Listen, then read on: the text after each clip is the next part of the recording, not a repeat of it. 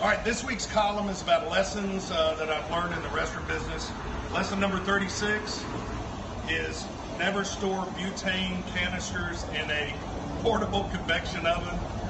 This is Chef Scott Strickland, 18-year veteran of Purple Parrot Cafe.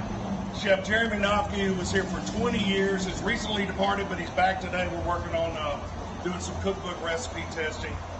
This week's column involves these two gentlemen right here, who may remember this event a little differently than I do. But what I remember is we were catering an event. We won't mention any names, but it was a very nice house, very prominent family in Hattiesburg, very formal wedding. They were using the kitchen as part of the show place for the food and stuff. So we were all in the garage. We were cooking. As I remember, Scott and I were making salads. Jeremy was over cooking something. I'm not sure what it was, but I remember telling Scott, because I have a good nose, I said, "What is that smell? I smell something." And I looked at you, and we both looked up at each other, and I said, "What's that sound? What's that hissing noise?" What's that hissing noise? And I looked over to my left, and there it was.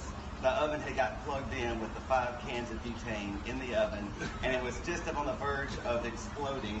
So somebody, in my defense, in packing all the stuff from the restaurant, taking it over there, I'd thrown the butane burners. Dude, I wasn't going to sell you out. I was going to blame it on somebody else. I threw them into the stove to carry them and just forgot they were in there when I plugged the stove in. To this day, I didn't know it was Jeremy that did that. I thought it was somebody else. This wasn't going to be a confession. So I took one for the team. But to Jeremy's credit, he unplugged the oven, grabbed it, and as guests were coming into the wedding, runs out into the yard and throws it near the lake.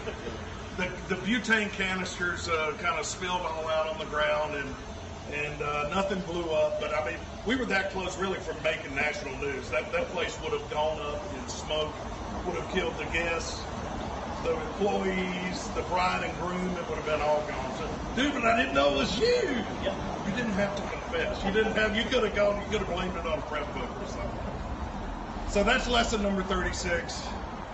Join us again as we learn more things in the restaurant business. That's it.